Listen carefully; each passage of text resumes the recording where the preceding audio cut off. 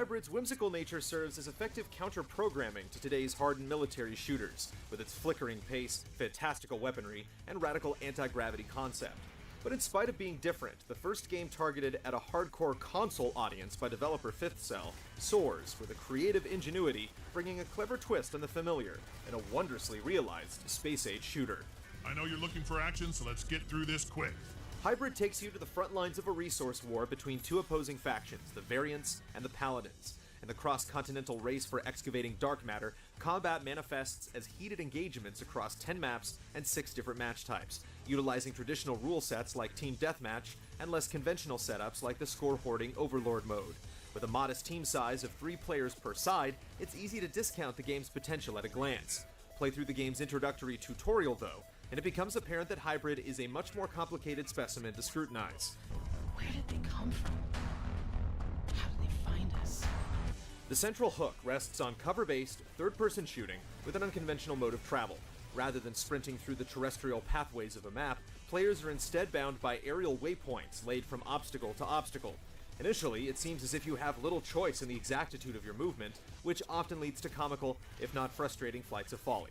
It isn't long thereafter, however, that the ability to strafe, change waypoints, and make tactical retreats on the fly reveals a complex and indelible part of Hybrid's appeal. Fast-paced and highly mobile, the game readily challenges established notions of spatial awareness and tactical positioning in a fully hazardous 3D environment. From sniffing out targets perched behind upside-down sniper roosts to raining death from above with a well-timed jump jet kill, the overlying Hybrid experience amounts to unlearning the familiar and harnessing a new raw sense of acuity in its unique playing field. Your team acquired the artifact. Besides wielding a shared set of automatons that can be summoned as lethal killstreak rewards, no two players are likely to be built the same among the ranks of Hybrid's highly specialized soldiers. There's a big emphasis on customization here, with a loadout and progression system that runs just as deep as what you'd see in any shooter today. Microtransaction credits serve as the most expedient method of bulking up your stockpile, but the game also provides other viable ways to unlock things as you level. Optional bonus objectives regularly challenge players to work outside the boundaries of their comfort zones, granting a sizable boost in experience for their troubles. On top of that, contesting specific hotspots on the map confers additional bonuses to specific passive traits, feeding into another layer of planning and build management before each match. You've gone through the basics and did way better than the last batch of scrubs I had earlier. It's an interesting angle that not only pushes players into experimenting with a wide variety of weapons and playstyles, but also rewards them by doing so with regards to the global conquest metagame. Winning the equivalent of a season begets rare cosmetic headpieces and achievements. Even so, the real joy in Hybrid comes from discovering the hidden harmonies lurking within your arsenal. Working well within the borders of its fiction to create a fanciful set of arms and abilities, Hybrid provides a deep gun game that's every bit as satisfying and experimental as its concept. Those details don't matter anymore. All that matters is that they're here now. They brought hell with them. Hybrid is a game that you might not expect from the creators of Locke's Quest and Scribblenauts, but if the sort of imagination behind this jump jet cover-based space shooter is anything to go by, the connections aren't all that difficult to make. If you're a fan of competitive shooters looking for something a little out of left field with a fun hook and a budget price, consider this one on the short list. And that concludes this briefing.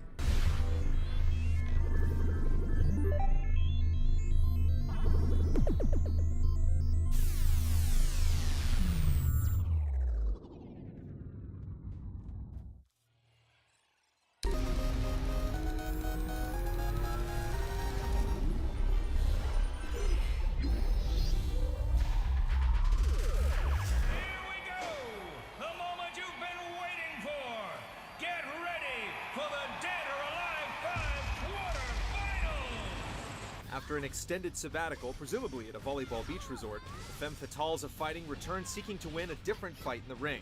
Coining the catchphrase, "I'm a fighter," Dead or Alive 5 sets the tone for a sterner kind of game, with a maturity that reflects more on its aged-up mechanics than the series' noted fondness for fan service. It's got some tough competition in a year full of proven 3D fighters. Does Dead or Alive 5 get by on more than just a pretty face? Yeah! Showtime!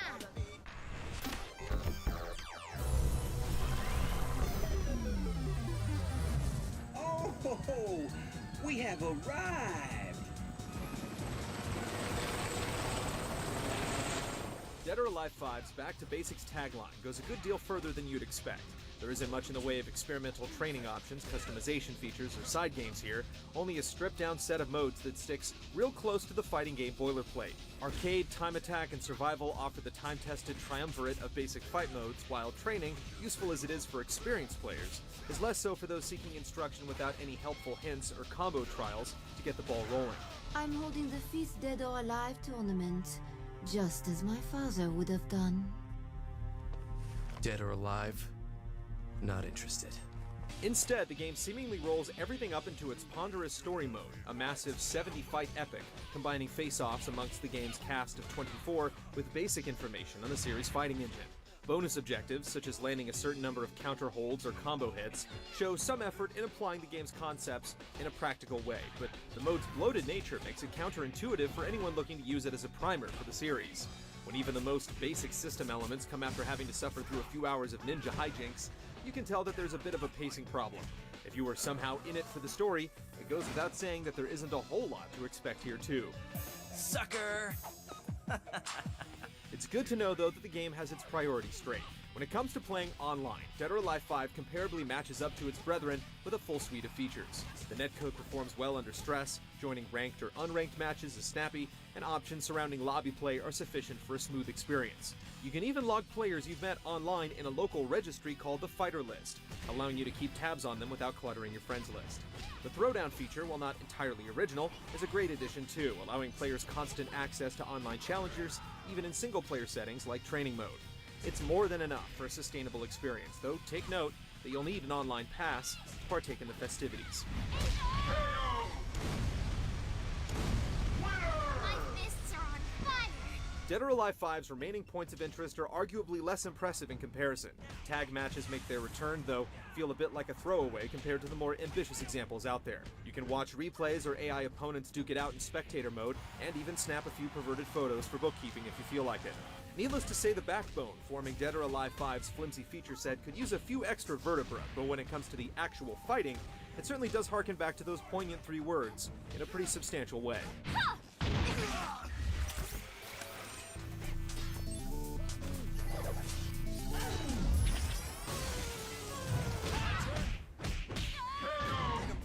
Dead or Alive's combat system is something of an anomaly for 3D fighters. Rather than focusing on discrete limb strikes at a measured pace, fights barrel along at an impossibly fast clip, with a big focus on attack strings and combo interrupting counters.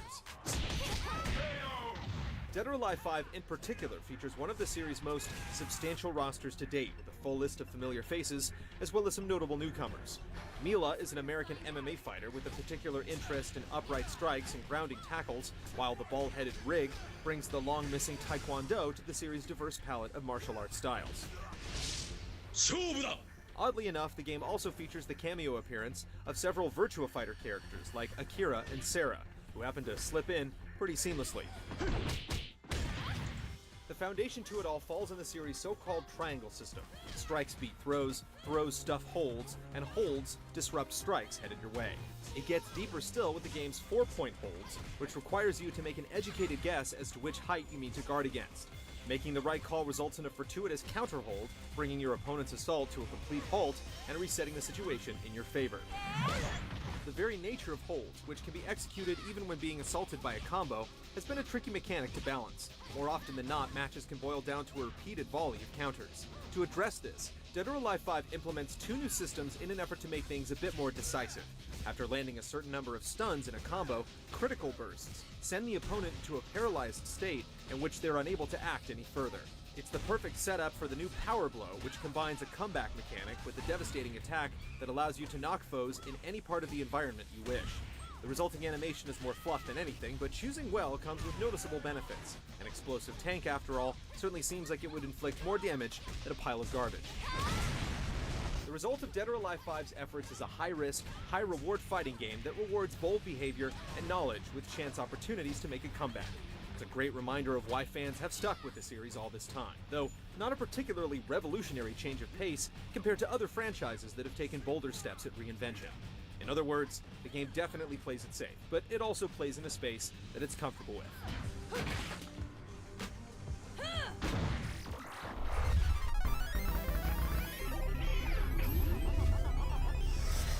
Now you look like a real fighter. Care to take a shot? Even with a more serious style that dials down the cheesecake, Dead or Alive 5 certainly isn't afraid to show off its assets whenever appropriate. Character models get down and dirty in a very literal way, exhibiting impressive quality in animation and detail work, with some particular attention on the one area where it counts most, the face. Likewise, stages are admirably crafted with a pleasing variety in size, setting, and interactivity that surprisingly contributes towards a great sense of excitement to each match. Raining destruction all around you with a well-placed power blow feels like a modest achievement every time. It's a shame then that the game's track list doesn't quite meet up to its action, lacking a certain punchiness that doesn't quite get the blood pumping as any good fighting game soundtrack should. The dialogue is also pretty hit and miss, though the inherent hamminess of it all is often a treat in itself. Now apologize for insulting my baby! 10 years, huh? Time sure does fly. All things considered, Dead or Alive 5 capably reaffirms the intrinsic charm of the series. Fast, technical fighting that's easy to pick up, easy to appreciate, and easy on the eyes. But rather than advance the series into a new level of play, it merely repackages its strong points rather than evolve them. The addition of new system elements hint at a fighting game that could be more, but the game mostly plays in familiar territory, especially where features are concerned. Still, if you're looking for a solid DOA experience, this latest chapter definitely puts the series' best foot forward. Just don't expect it to take much of a huge step after that.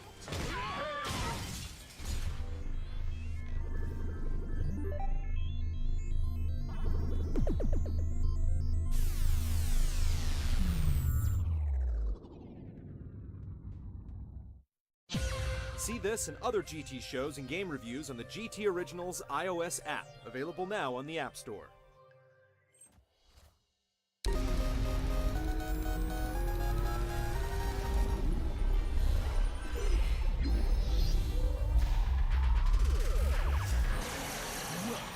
the King of Iron Fist Tournaments.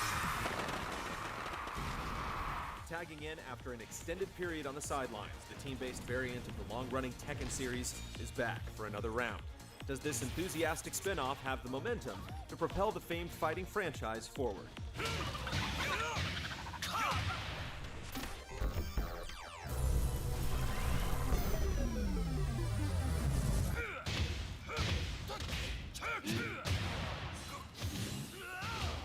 It's not the most feature-rich fighting game ever, but Tekken Tag Tournament 2 was built with generosity. None of the characters are locked away from you, and you're free to get into whatever kind of fight you want right off the bat. If you're new to the Iron Fist, choosing Fight Lab to test the controls of the mighty Combat seems like a good option, but while this mode does teach you basic elements of the game and lets you piece together a custom character, it's more a series of mini-games than any sort of actual training program.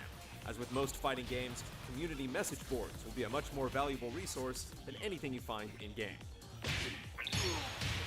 KO. Other than Fight Lab, there aren't really any new or notable ways to play. Those hoping for a goofy side activity like Tekken Bowling will be disappointed, but the basic options here will at least ensure you a steady stream of offline fights. Arcade mode has you facing a progressively difficult series of opponents, while time attack and survival modes focus on the scoring component.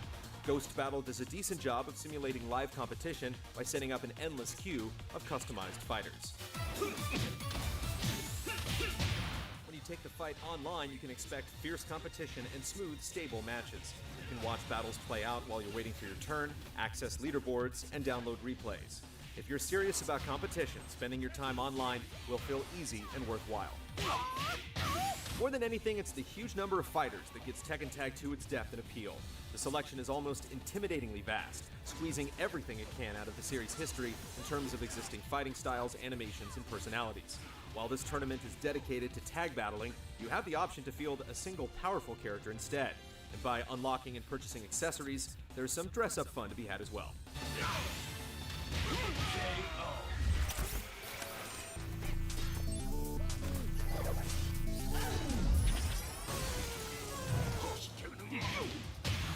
Tekken is all about using distance, pressure, 3D movement, and mix-ups to catch an opponent with an attack that knocks them off their feet so you can pour on the punishment. Tag 2 lets your two chosen characters alternate and cooperate to administer vicious beatings, whether you're pulling off special tag throws or putting together elaborate tandem combos. Tagging is also a defensive consideration, since you'll lose a round if one of your characters loses their entire life bar. Swapping injured characters out to recover is an essential technique to master. Button mashing with a single character might be good for a little bit of fun, but Tekken Tag 2's degree of complexity skews even more towards serious players than past Tekken games, which already tend to floor newbies with advanced movement options and a complicated wake-up game. The very existence of tagging makes both the execution of your combos and the intricacies of the strategic game deeper and more complicated. For serious fighters, this sort of depth certainly isn't a bad thing. The creativity offered by the flexible combo system is fertile ground for experimentation. The supersized roster is easy to appreciate, but it's a bit of a double-edged sword. It's great to have so many characters to select from, but truly knowing your enemy and understanding what attacks should be blocked high or low in particular can feel like a monumental task. There's a lot to learn, and ultimately, a lot of fun to be had if you get into Tekken's distinctive brand of fighting.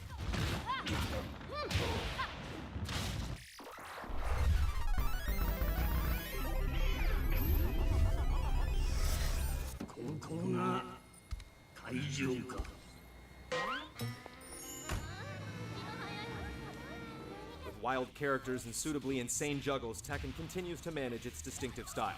There's plenty of high-end CG to be found in its ending movies, and there's no shortage of variety when it comes to the virtual fabric of its many costumes. The characters, only the slightest bit blocky, look pretty good, and it's impressive that you'll so often see more than two of them on screen at once. The multitude of various martial arts techniques look and feel powerful. There's some neat tricks, such as costumes becoming wet when characters are knocked into water. A custom soundtrack option lets you swap tunes around, or use custom music if you like. It's a pretty solid package, and other than the clunky and awkward menus required to customize your character, there's really not much bad to say about how Tekken Tag 2 presents itself.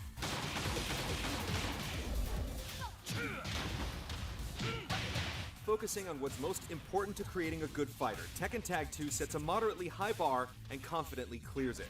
It offers a ton of fighters, the tag system is interesting, it plays well online, and it preserves the goofy sense of humor that defines the series. Spin-off or not, this is the best Tekken game in years.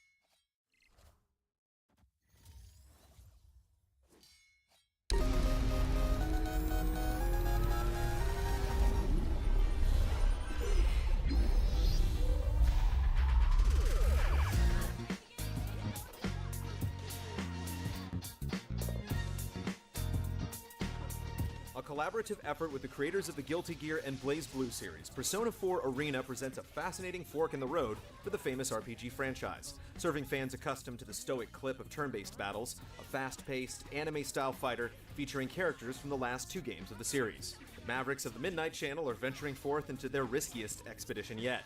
Does Persona 4 Arena pull through with smash ratings? You're all here now.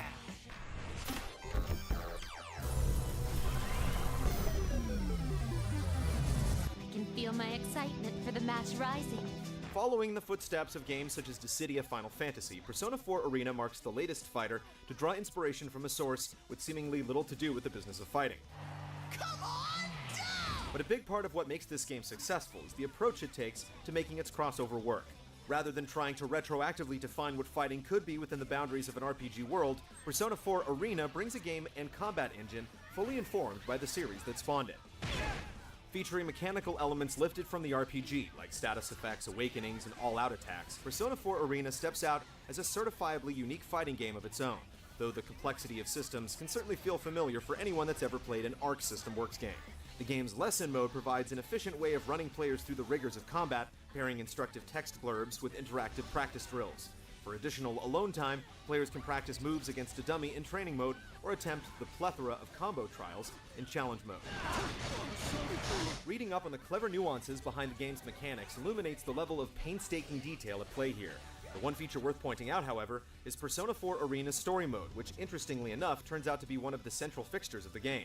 Comprised of several character campaigns presented in a visual novel-style format, it offers a bevy of interconnected paths, dialogue choices, and beefy walls of text for players to sift through. A bookmark function allowing you to recall your previously saved progress is a tip-off to the enormity of the mode scale, which can quickly prove to be too much for all but the most devoted of players. But for those that are genuinely into it, the payoff comes at playing through a canonical follow-up to Persona 4, penned by the actual Persona team. The plentiful and capably done voice acting sticks out too. You know, it's been a while since last time.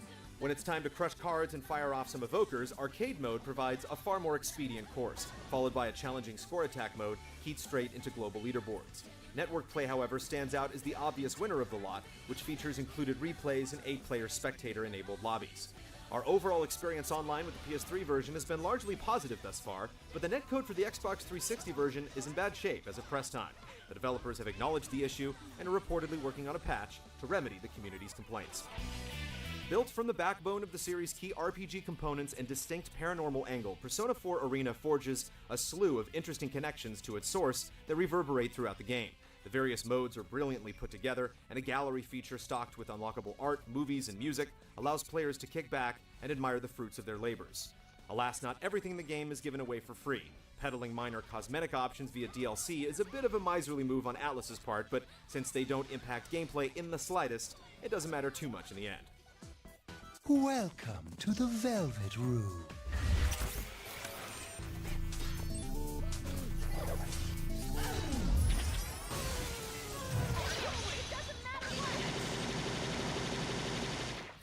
One more good hit will do it. With an underlying focus on quarter circle motions and built-in auto combos that you unleash simply by tapping the weak attack repeatedly, Persona 4 Arena is easily the least demanding fighter that Arc System Works has put out in terms of execution.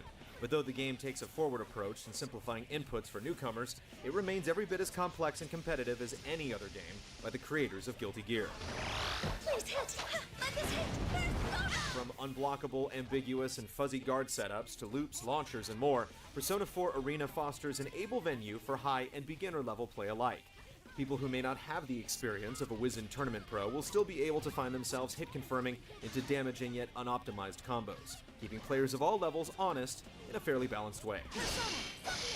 The fighting engine is definitely rich with possibility, and it gets better still when the series' unique influences come into play, surfacing as control-inhibiting status effects, player-specific subsystems, and baseline fighting mechanics that cleverly conform to aspects of the RPG. The Personas add a particularly intriguing element to combat, with matchups and strategies that can single-handedly hinge on the way that these spectral protectors are deployed. Fights often transform into interesting displays of disembodied warfare, which is quite a sight to watch in action.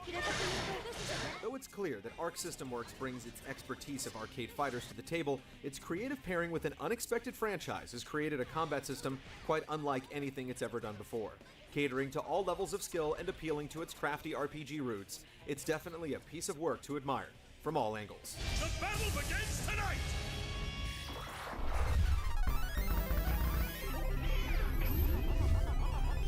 You're in my way. You're going down too. Swathed in gorgeous 3D environments, vibrant interface displays, and bright hues, including a particularly liberal use of the series' beloved yellow, Persona 4 Arena certainly goes all the way with its reverence to the source material, with a flattering visual package that handily captures its look and vibe. The sprite work in particular is some of the best from Arc System Works yet, with the hugely detailed personas looking exceptional in motion. And for those hoping to evade the English-laden earworms of the RPG soundtrack, a number of the game's infectiously catchy tunes make a return, some as well-placed menu music, and others as remixed battle themes. Consistent in look and thorough in detail, it's an impressive production from top to bottom.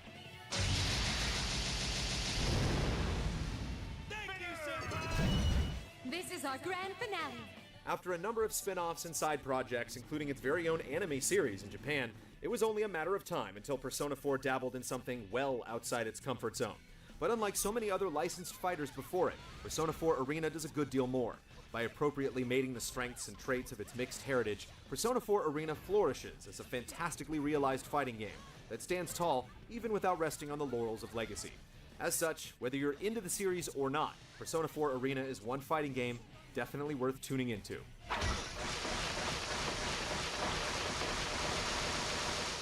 An elegant finish.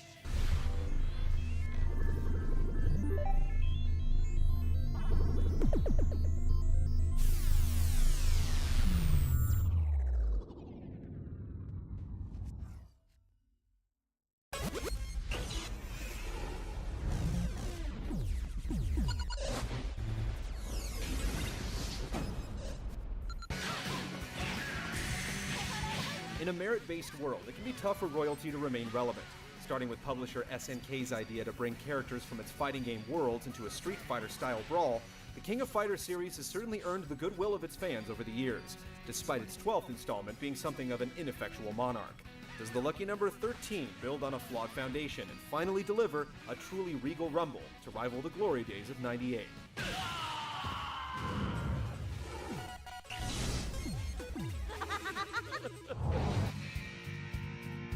As it turns out, hosting a tournament where international teams of fighters compete in an all-out battle is actually a great way to gather energy for the resurrection of an ancient evil god.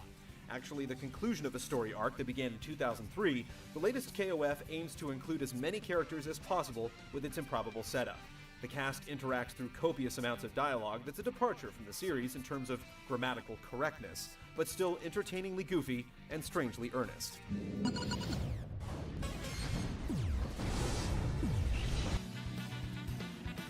Even though the story mode is a lot to it with its branching paths, it's almost like one big extra.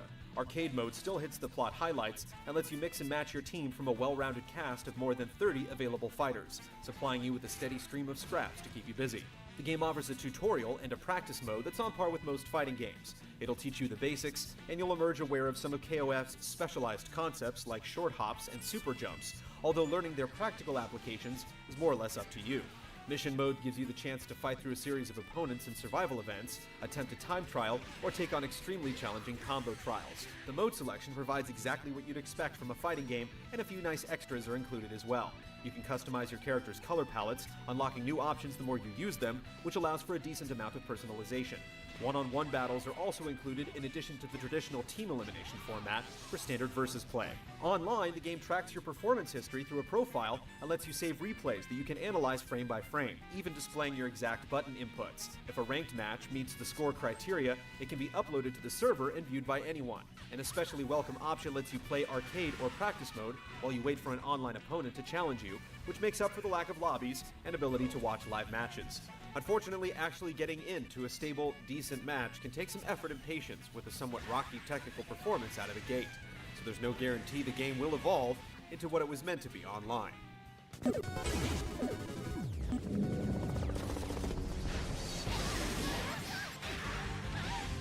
When the fists and feet start flying, King of Fighters 13 is a great example of what gives modern fighting games their appeal. The diverse cast of characters provides numerous tools and many different angles from which you can approach the art of fighting, with a huge number of different special moves and strategies that can be deeply enjoyable to discover. The broader structure that determines exactly how a fight goes down is much improved from the gimmicky King of Fighters 12. Like most modern fighting games, 13 emphasizes combos. Catch your opponent with the right move, and you can go into a damaging sequence of attacks, leaving your opponents to helplessly watch their life bar shrink.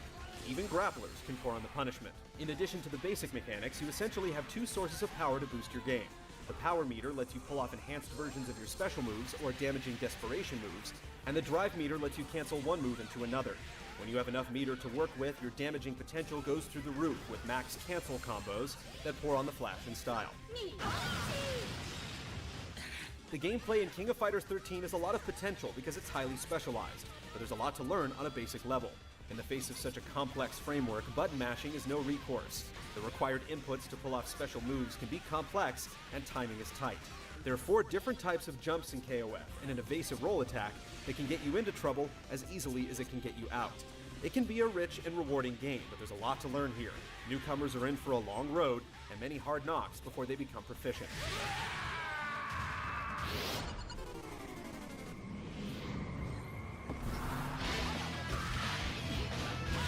Not all 2D fighting games feature 2D graphics, but King of Fighters 13 kicks it old school with large and detailed sprites to great effect.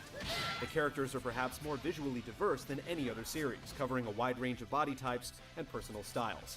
Small animation flourishes that may seem incidental give the game a lot of personality. The locations that host the battles are also impressive, changing from round to round, and each team has a theme song to put you in the mood to battle. The creativity and enthusiasm really shine, but close scrutiny reveals a few literal rough edges or a few characters with nearly identical bodies. It's still a great-looking game, however, and it stands out as distinctive.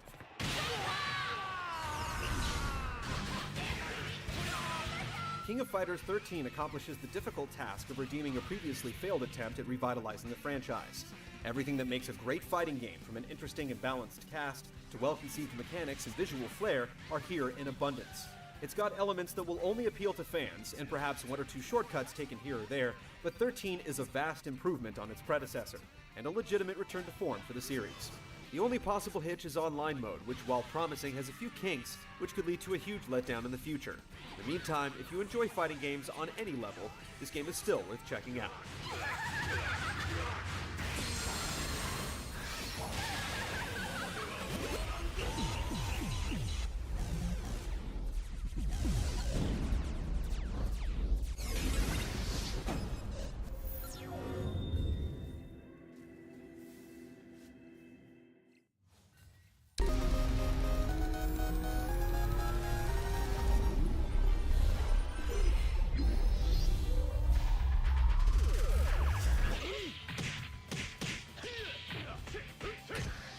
Originally released on consoles well before the fighting game boom brought on by Street Fighter IV, Virtua Fighter V returns for a second shot at recognition in its downloadable re-release, Final Showdown.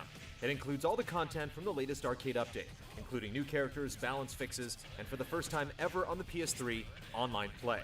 Final Showdown delivers a satisfying standalone experience that may lack some of the flair and excess of its peers, but it makes up for it with some of the deepest and most rewarding fighting out there. Don't let its simple 3-button setup fool you.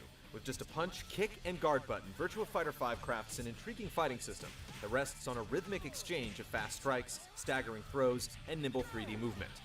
Peel back the layers even further, and the full extent of the game's intricacies begin to show through in the myriad of counters, stances, throw breaks, and more, seated with each meticulously designed fighting style. Rumors of Virtua Fighter V's legendary inaccessibility have been greatly exaggerated, but a brief glimpse at the character move list also makes it apparent that really learning the game isn't exactly a walk in the park for newcomers. Fortunately, Final Showdown comes better equipped than most at demystifying the actual mechanics of fighting. A comprehensive dojo mode does an able job of drilling players in the game's vital systems, while the license feature puts newly acquired knowledge to the test in a set of practical challenges. The sheer amount of systems can be overwhelming, but it doesn't take long to realize just what the fuss is behind this long-enduring fighter. The series was built around balance and depth, and after taking the time to digest the inner workings of its complex schemata, the effort shows in each quickly paced and highly strategic fight. Should you decide to get serious about your Virtua fighting, you'll likely find yourself spending time in training mode, which sports useful features such as frame data display and advanced dummy reaction settings. But if you'd rather test your luck against the wolves, online play offers several options for ranked, unranked, and lobby play. In our time with the game, the buttery netcode fostered fun, fast, and fluid fights, although you should mentally prepare yourself for the occasional uneven matchups with highly ranked heavy hitters. What flaws are present are negligible and few. Quest mode has been stripped, leaving only the standard assortment of arcade and time trial options for offline warriors. And those wishing to lavish their fighters with an assortment of cosmetic options will have to pony up a few real-life bucks on the side. There's also the fact that the game's tech isn't exactly cutting edge anymore, although you will be treated to some great animations, and the terrible voice acting has a certain cheesy charm. You'll enjoy this, trust me. Virtua Fighter V Final Showdown shines in its utilitarian simplicity, delivering a premium experience that's focused on the fighting at an economical price. If you've ever wanted to see what the hubbub was all about in the arcades of Akihabara, consider this your ticket to find out.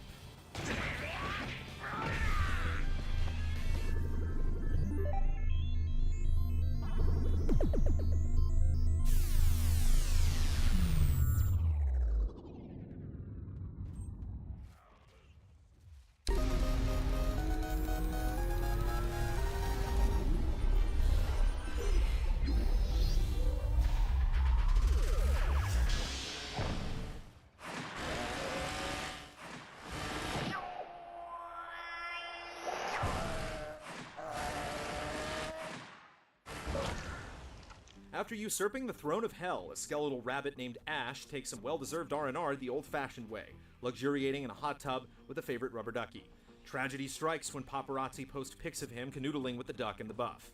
Thus framed, Ash must now kill 100 monsters and get those pics back by drilling, diving, jumping, shooting, and playing an abundance of minigames. Though heavily detailed, Hell Yeah's environments are a cluster of confusion, overstocked with benign window dressing and punishing dangers that are hard to discern from one another, along with an overall lackluster layout and design inconsistencies, like Ash's off-and-on vulnerability to the flames of hell. The camera often feels a tad too close to the action, and while you can zoom out, doing so freezes time, limiting its utility. The sprawling maps offer an illusion of exploration while being more or less linear, with some backtracking and optional missions. Control-wise, Ash comes across as a skittish bunny. Most of the time he's wearing his drill rig with weapons at the ready. The rolling inertia doubled with the cramped screens often leads to damage loops where you're ricocheting between enemies and environmental dangers. When out of the rig, Ash gains some acrobatic prowess with the requisite wall jumps feeling simultaneously automated and awful, which is a hard combination to pull off.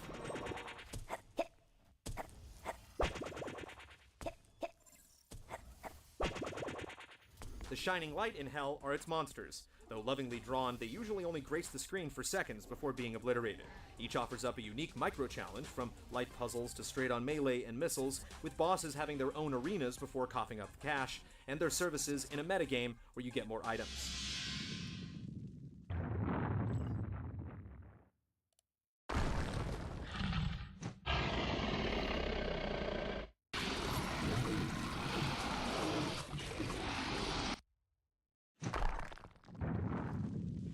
The murder of each monster is tied with the bow via a WarioWare-style activity with corresponding violence. These microgames offer the choicest chuckles in what is more often than not a weak, albeit self-aware video game parody replete with potty humor.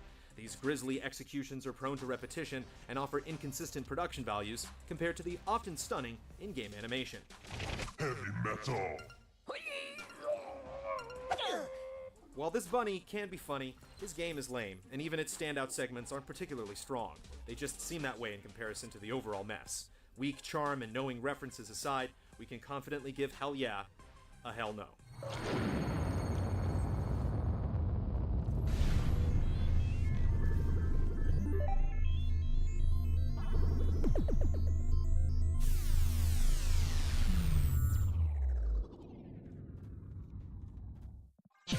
See this and other GT shows and game reviews on the GT Originals iOS app, available now on the App Store.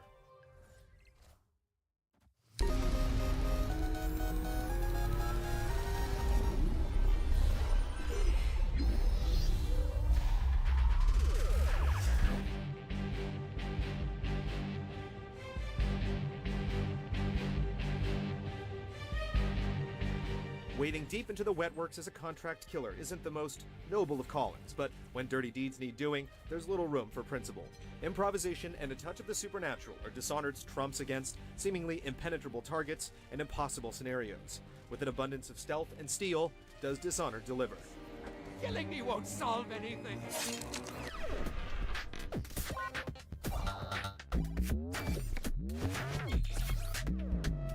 We are now under high alert. The city of Dunwall has problems. An oppressive religion, rising whale oil prices, a growing divide between the haves and the have-nots, and an especially vicious plague carried by teeming hordes of rats. Sending the Empress's bodyguard away for a couple of months. That's unusual. The Empress has dispatched you, as Royal Protector Corvo Otano, to search for help. Upon your return, the Empress is assassinated, you're framed, and her heir is spirited away by the murderous conspirators ruling the state. Corvo, the Empress is dead.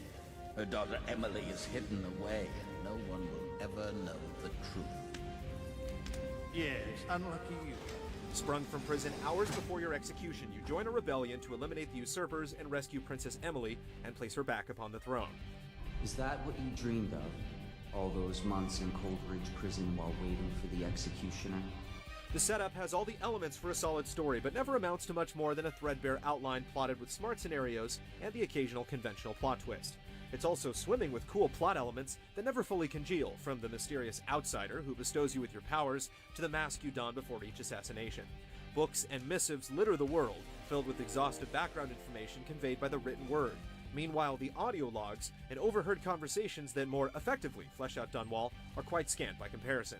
My elixir will banish the plague from this city. Now keep still a moment, High Overseer Campbell. Corvo's fall from grace might not be a spectacular high dive, but it makes enough of a splash. The colorful characters and pivotal moments will hold your interest, even if the tapestry of their world often feels vague.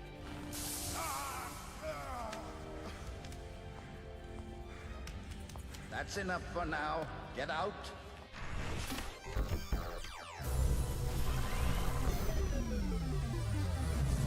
Half the city can see the lights from the party, and they dream of the delights inside.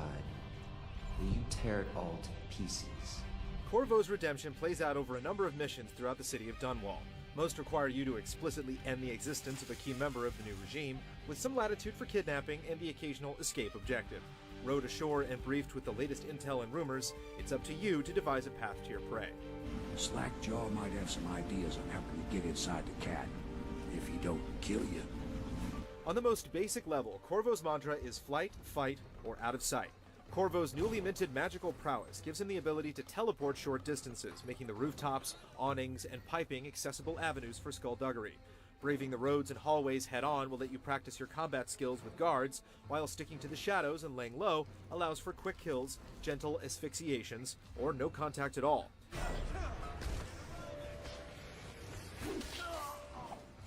Non-lethal methods are available for dispatching any target. Guards can be choked out or hit with a sleeping dart, while the more nefarious quarry will require more precise operations. You can brand a lecherous religious leader with a heretic's mark to ensure his disappearance, for example.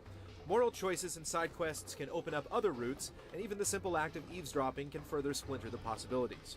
All of these choices have rewards and ramifications, echoing out to later missions, reflecting the chaos you've caused with tighter security.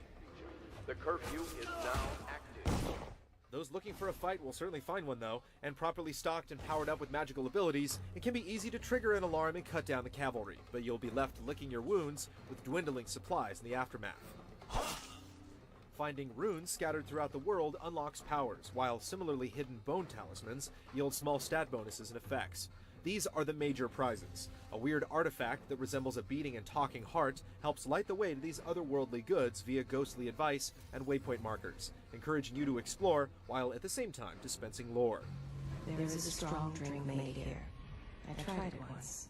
Distilled from river crusts by the taste of it. Dishonored goes out of the way to encourage freedom in how you approach your obstacles, and it plays the long game, offering up layers of experimentation. Some missions feel flat, especially early on, with a slow start, recycled areas and concepts, and few scant powers and gadgets to play with. And while the second 2/3 picks up the pace and keeps things fresh, some constant rough edges will leave you scratching your head throughout. Why aren't lights breakable in a stealth game?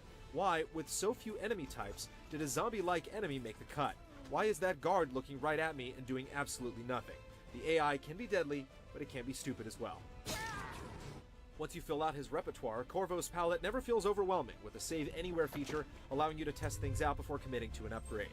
Missions are also easily replayable from the main menu if you want to try for that no-death run, or miss a rune the first time through. In the days that follow, your trials will be great, Corvo.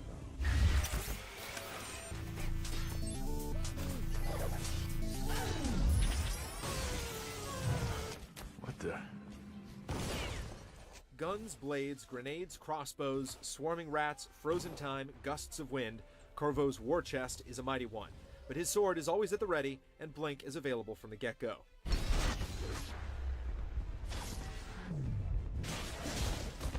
Swords never run out of ammo, and running people through never goes out of style.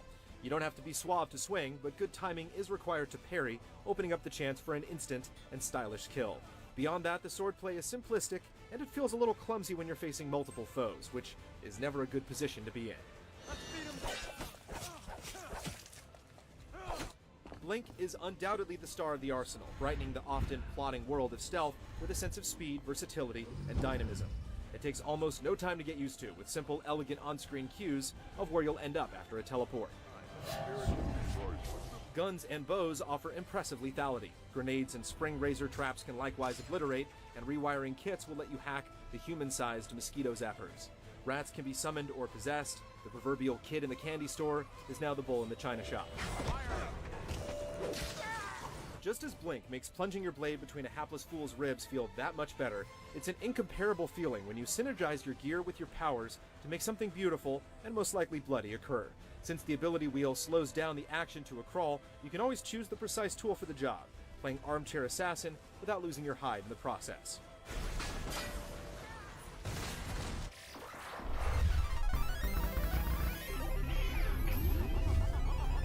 I'll get you as close as I can to the Golden Cat, Corvo. You'll have to go the rest of the way on your own. The plague-ridden city of Dunwall wheezes to life with a distinctive look that's hard to put a finger on. It's familiar and uncanny, an amalgam of eras that never quite overlapped. It can also be a little bit of an eyesore with some pop-up and rapidly repeating animations, but overall, it's bound to make an impression. The sound design is strong, if a little indulgent, with voice acting accomplished enough to give solid reads to even the goofiest lines. There's no need to be his laphound. You and I can come to an agreement. One that I'm sure will please you more than anything Piero dreamed up. Dishonored gives up big patches of world to explore, secrets to uncover, people to kill or spare, and many ways to go about it all. It's an interesting and often invigorating experience. A stealth game not weighed down by genre conventions, a first-person shooter where you don't have to fire a shot, and where jumping won't cause you to pull your hair out. But the intricacy of all its moving parts makes its quirks and blemishes all the more damning. With a tweaked plot, more thoughtful and varied pacing, and better swordplay to match the brilliance of Blink, Dishonored would be a classic instead of being merely excellent.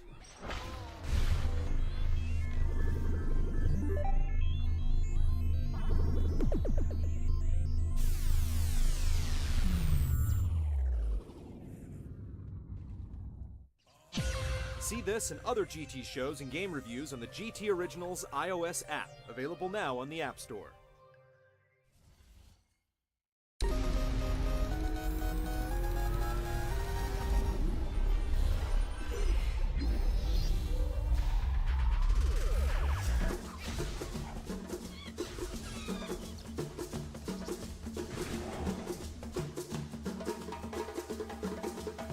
mankind has mysteriously disappeared. Pets are left to fend for themselves, and animals from the zoo have escaped to claim a place on the streets. Chicks battle rabbits, porcupines war against gazelle, sheep hunt with wolves. Is this madness? No, it's Tokyo Jungle. The main arcade-like survival mode in Tokyo Jungle tasks you with picking an animal and staying alive as long as you possibly can. There's only one map split into various regions, but resources and dangers are somewhat randomized. With a hunger meter that's always depleting, you have to move quickly to find food, but recklessness can scare prey or alert a predator to your presence, leading to a panic chase as you run for safety. A year lasts a minute in Tokyo Jungle, and your animals start showing signs of old age around 15. To keep going, you'll need to claim territory, find a mate, and breed. Potential partners are ranked from desperate to prime, and if you want the best, you'll have to eat more calories to rank up. Once you've done the deed, control passes to the next generation, and you'll now lead a pack, which can be directed to attack or distract opponents, and which serve as extra lives if you perish.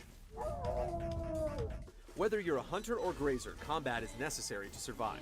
If you remain stealthy, you can get satisfying one-hit takedowns, but clawing or headbutting skirmishes are a bit awkward and confusing.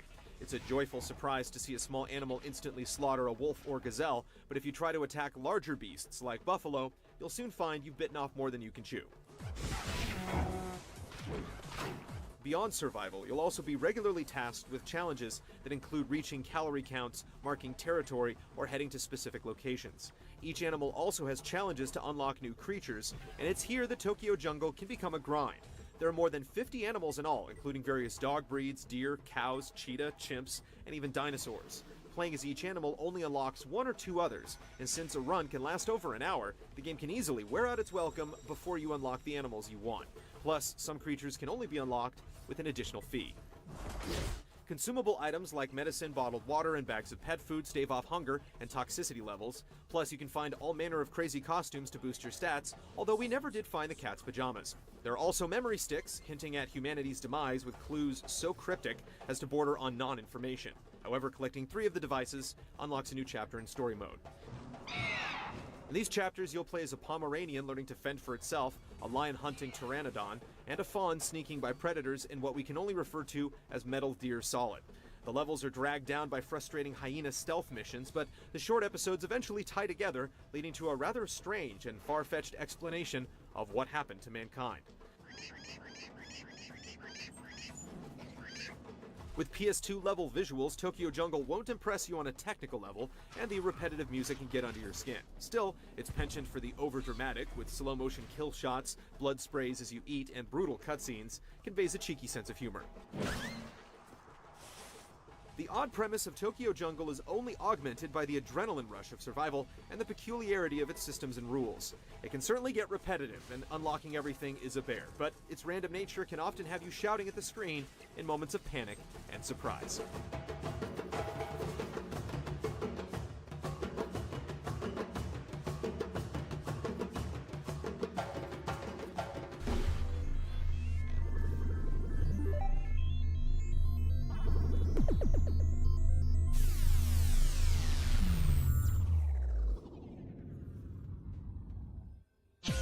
See this and other GT shows and game reviews on the GT Originals iOS app, available now on the App Store.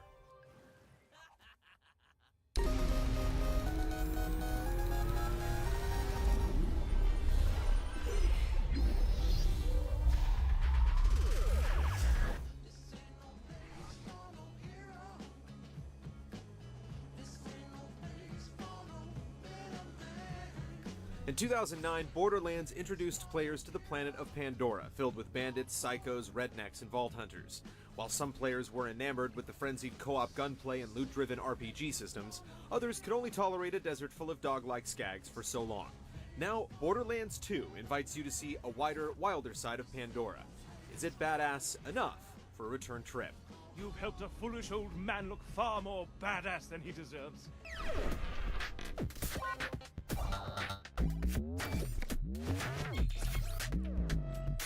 First, there was the vault, an alien prison opened with a mystical key. The story in Borderlands 2 is by far the biggest improvement. The humor and over-the-top style that were merely glimpsed in the first game are ever present here. Strong personalities drive the experience from beginning to end, whether it's Claptrap's sense of self-importance, Tiny Tina's hyperactivity, or Handsome Jack's spiteful annoyance. Anyway, I don't know, maybe you had to be there. The moral is, you're a total bitch. The Vault Hunters from the original Borderlands have more dialogue in one scene than in the entire first game, and once teased mysteries are fleshed out and given purpose. In all of this, it's clear that comedy is the prime directive. Jokes are everywhere, from missions to weapon descriptions, full of references as random as the volleyball match from Top Gun. They kicked me out because they thought I was just some chump. But you're gonna show them. You're gonna show them I am dangerous. Our only real issue with the story is that dialogue fires off so frequently that you'll often miss a few key lines in the heat of battle, or trigger one audio log while listening to another, with no way to go back and listen to it later. You've weakened that bullymong. Now give him a mighty blow with your melee weapon and take his fur.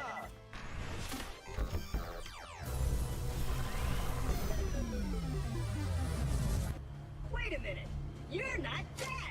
Starting out, you'll choose from one of 4 character classes, each with a unique action skill, like the Assassin's Decoy or the Siren's Phase Lock, which stops an enemy in its tracks. Digging deeper into each class, you'll find 3 branching skill trees, each of which significantly changes your character's abilities. Investing in the Siren's motion tree, for instance, will turn her Phase Lock into Thought Lock, pitting an enemy against its comrades. Outside of your character's experience, you'll also earn badass points, which essentially convert achievements into perks. By completing challenges like collecting vast sums of cash or getting headshots, you accumulate badass points and tokens. Each token can then be spent on minor boosts to accuracy, reload speed, and so on. These buffs are permanently tied to you as a player, applying to all of your characters in kind. I hear bully bombs! Sick of minion! Protect me, Squire! Visual customization has also been added to Borderlands 2, providing unlockable heads and color schemes for each character. It's nice enough to express your style and differentiate yourself from other players, but compared to other games, it's still fairly basic. Rather than retreading the same scenery, the story keeps things moving from one area to the next, taking you through snowy glaciers, glittering cities, and grassy highlands, in addition to the arid deserts the first game called home. You'll frequently be introduced to new characters and enemies, and the fast travel system is introduced much sooner to reduce your time slogging back and forth. I want you to find that Vault Hunter and bring him to me now!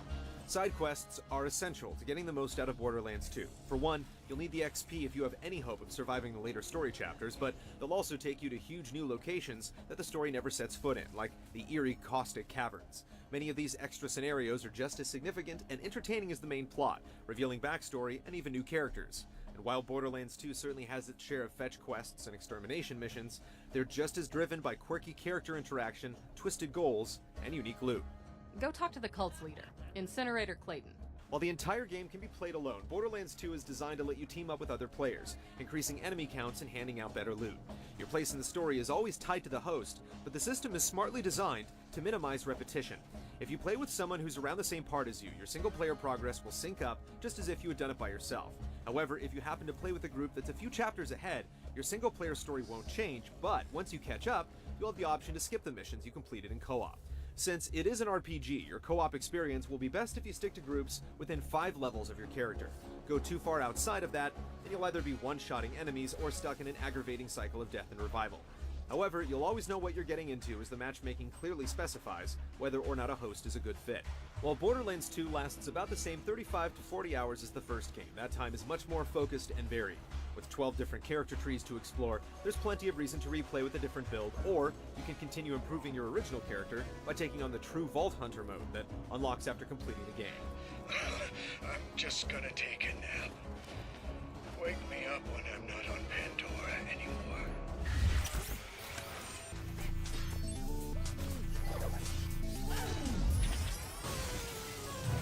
Sorry about the mess. Everything Jack kills, he dumps here. Since the first Borderlands was so focused on its extensive gun catalog, it's actually quite impressive how Gearbox has made the weapons feel new and fresh. While guns are still given somewhat randomized attributes, each manufacturer now has specific quirks. TDRs can be chucked like grenades, Jacobs fire as fast as you can pull the trigger, and bandits can store huge amounts of ammo. With all of the manufacturers' gun types, elemental effects, and the sheer craziness some guns offer, there's a constant sense of experimentation and developing affinities.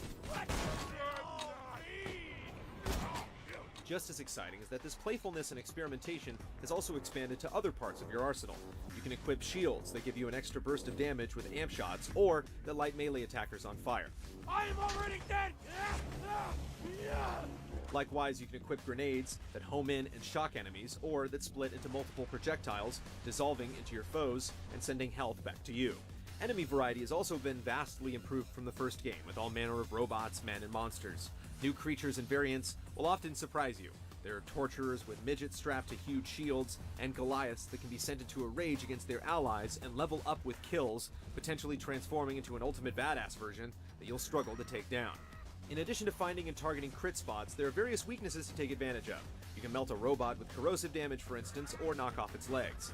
However, you almost always fight against large mixed groups, requiring you to change tactics on the fly, while keeping an eye out for anything that might rush you and running to revive your teammates. Once the gunfire is slowed down, it's time to scour the area for loot, either blown out of enemies like smashed piñatas, or hidden in car trunks, toilets, and any other type of container nearby. While you can now grab scattered consumables like cash and health simply by walking over them, there's still an overwhelming number of small crates and lockers to open, which can certainly slow things down. While the amount of guns to sort through can be daunting at first, organizing it all has been greatly improved. There's a bank to store old favorites, backpack upgrades are easily available on the black market, and with a click of a button you can set any item in your inventory as trash or favorite, so you can instantly sell your trash at the next vendor. There's still vehicles, including trucks that can carry full parties of 4. There's some fun to be had jumping over huge ramps, driving over wildlife, and blowing up bandits, but the handling is still fairly dodgy, making it easy to get stuck or flipped around. That and I was worried Scooter might have a crush on me. What?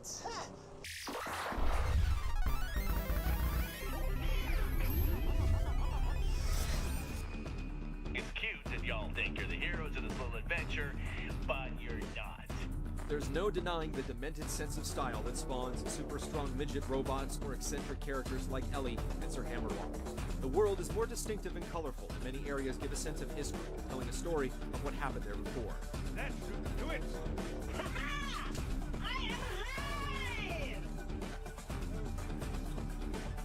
The voice acting does an excellent job of delivering the sharp, witty banter and establishing each personality, but when you see the characters in person, the stiff, unnatural gestures aren't as convincing. Also, while texture streaming is improved, there are still moments when you'll be greeted by temporarily blurry citizens or environments. Musically, the score fits this futuristic frontier well, setting the tone with spaghetti western sensibilities, move aside for dark, gritty synthesizers when the action starts to heat up.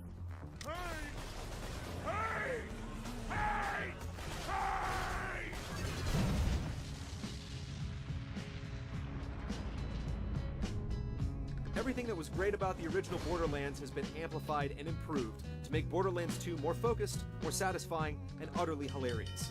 Whether you're playing alone or with friends, the brash, outlandish attitude will keep a smile on your face. And as soon as you're done, you'll want to instantly start another character and do it all again.